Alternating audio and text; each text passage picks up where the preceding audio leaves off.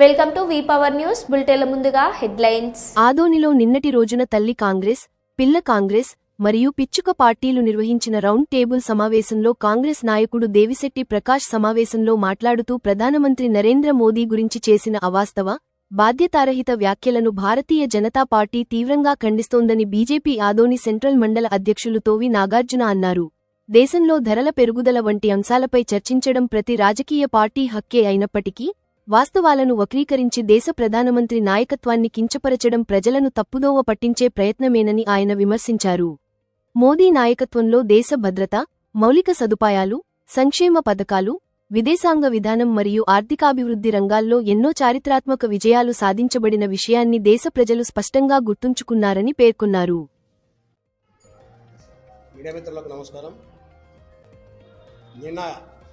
నిన్నటి రోజున ఏర్పాటు చేసుకున్నటువంటి తల్లి పిల్లల కాంగ్రెస్ అయినటువంటి జేఏసీ సమావేశంలో ఆదోని కేఏ పాల్ దేవిశెట్టి గారు మా భారత ప్రధానమంత్రి నరేంద్ర మోదీ గారి పరిపాలన గురించి ఆయన హాస్యాస్పదంగా మాట్లాడడం చాలా ఆయనకు సిగ్గుచేటు. దేశ ప్రధానమంత్రి నరేంద్ర మోదీ గారు గత 12 సంవత్సరాలుగా భారతదేశాన్ని నెంబర్ 1 స్థాయిలో ముందుకు తీసుకురావడం జరిగింది. దేశంలో ధరల పెంపుదల వంటి అంశాలపై చర్చించడం దేవిశెట్టి గారికి హక్కు ఉంది, మేము కాదనడం లేదు. కానీ వాస్తవాలను వక్రీకరించి దేశ నాయకత్వాన్ని విమర్శించడం సరైన పద్ధతి కాదు. కేఏ పాల్ గారు, మోదీ గారి నాయకత్వంలో దేశ భద్రత, మౌలిక సదుపాయాలు, సంక్షేమ పథకాలు మరియు అభివృద్ధి రంగాల్లో ఎన్నో చారిత్రకమైన మార్పులు జరిగాయి. విమర్శలు చేయాలంటే ఆధారాలతో సహా బయటకు వచ్చి చేయండి, అంతేగాని తల్లి పిల్లలను ఏర్పాటు చేసుకొని మీరు ఒక జోకర్లుగా వ్యవహరిస్తడం సరైన పద్ధతి కాదు. ప్రజల సమస్యపై మీకు సలహాలు కానీ సూచనలు కానీ ఇవ్వాలనుకుంటే మా దృష్టికి తీసుకురండి. ఆదోన్లో గౌరవ ఎమ్మెల్యే గారు పార్థసారథి గారు ఉన్నారు, ఆయన దృష్టికి తీసుకెళ్ళి మేము పరిష్కరించే విధంగా కృషి చేస్తాం. అంతేగాని 24 గంటలు ఆదోనిలో భారతీయ జనతా పార్టీ ఎదుగుతుందనే ఒక దురుద్దేశంతో మీరు కామెడీ షోలు చేయకండి మేము ఈ సందర్భంగా తెలియజేస్తా ఉన్నాను. రాజకీయాలు భిన్నాభిప్రాయాలు సహజం, కానీ దేశ ప్రధానమంత్రి నరేంద్ర మోదీ గారి గురించి అవమానకరమైనటువంటి ఆధారరహిత వ్యాఖ్యలు చేయడం మానుకోవాలి. ప్రజాస్వామ్యంలో చర్చలు అభివృద్ధిపై జరగాలి, వ్యక్తిగత దూషణలపై కాదు అని సందర్భంగా తెలియజేస్తా ఉన్నాను.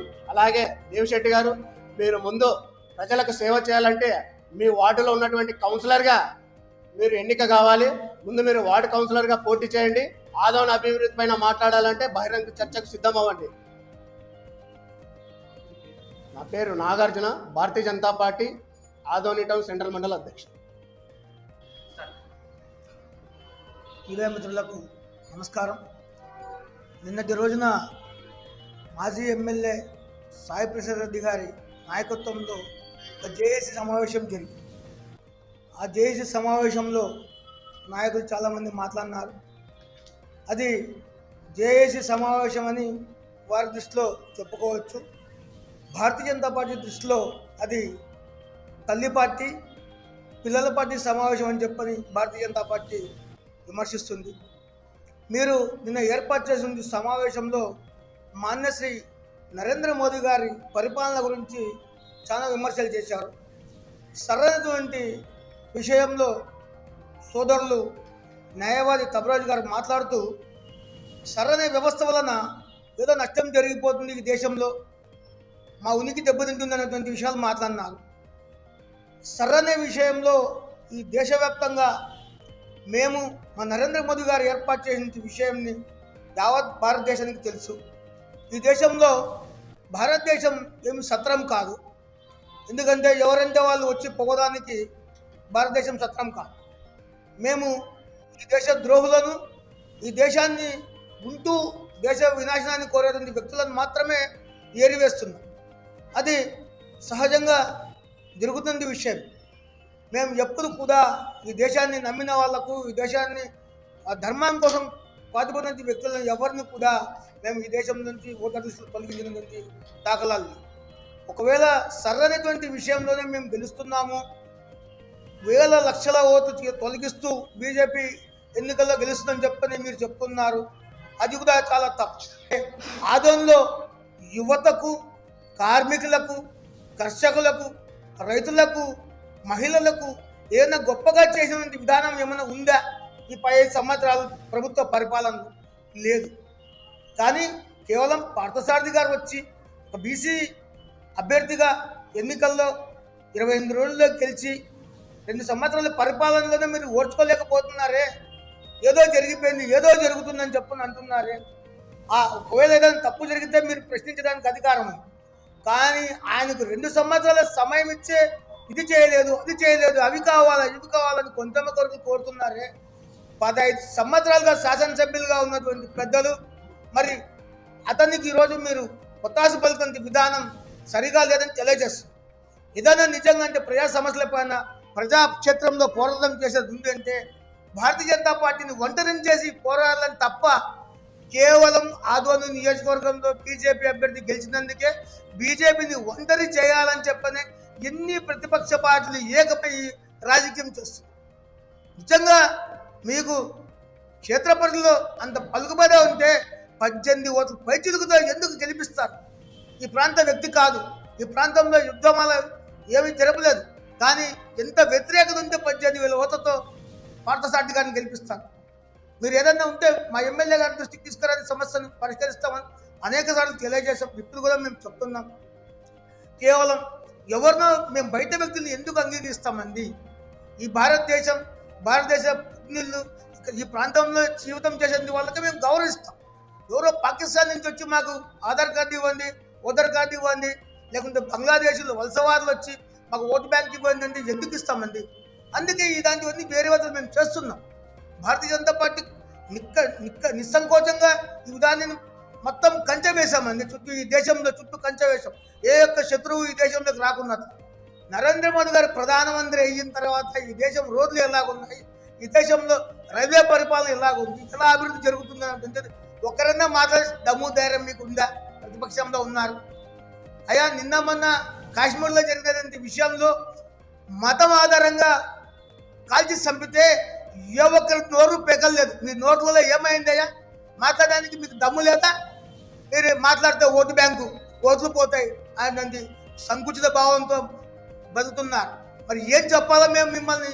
ఈ దేశ పౌరులనల్లా, విదేశీయులనల్లా, మీరు విదేశంలో ఉంటూ విదేశం మట్టి, విదేశం గాలి పిలుస్తూ ఈ దేశాన్ని వెన్నుపోతు కూర్చున్నారని చెప్పాలా మిమ్మల్ని? ఏమనాలి? సర్ అనే విధానంలో ఖచ్చితంగా మేము వ్యతిరేకిస్తాం. ఈ దేశంలో ఉండే వాళ్ళకు ఖచ్చితంగా మద్దతు తెలుపుతాం. ఈ దేశ వ్యతిరేకులను ఖచ్చితంగా మేము వ్యతిరేకిస్తాం. ఇది ఒకసారి ఆలోచించే. మేము విధానంలో ఎక్కడైనా పొరపాట్లు ఉంటే మీరు వ్యక్తపరచండి, కోర్టుకు వెళ్ళండి, లేకుంటే మీ నాయకత్వాన్ని ప్రశ్నించమని చెప్పండి. పార్లమెంట్లోనూ ఆంధ్రప్రదేశ్ అసెంబ్లీలో ఆలోచించండి. ఒకసారి ఆదోని అభివృద్ధికి ఏమి కావాలో ఆలోచన చెయ్యండి. ఒక ప్రణాళిక ప్రకారం ప్రతిపక్షంగా మీరుండి ఆదోని అభివృద్ధికి ఏం కావాలో ఒక లిస్ట్ చేసి మా ఎమ్మెల్యే గారికి ఇవ్వండి. ఇవి చేయలేదు, అవి చేయలేదని చెప్పండి. ఆ విధంగా అమలు కాకపోతే మీతో పాటు మేము ఏకీభవిస్తాం. తప్పులేదు. మీరు అడక్కున్నట్టుగా అది జరగలేదు, ఇది జరగలేదు అంటున్నారు. అది కరెక్ట్ కాదు. మీరంతా రాజకీయ అనుభవంగా ఉన్నటువంటి వ్యక్తులు. ఆదోని అభివృద్ధికి ఇప్పుడన్నా కూడా అందరూ నడుం కట్టి ముందుకు రావాలని చెప్పి సభాముఖంగా తెలియజేస్తున్నాం. అలాగే గౌరవనీయులు మాన్యశ్రీ దేశ ప్రధాని నరేంద్ర మోదీ గారు ఈరోజు 4,399 కిలోమీటర్ల మైలురాయి దాటారు.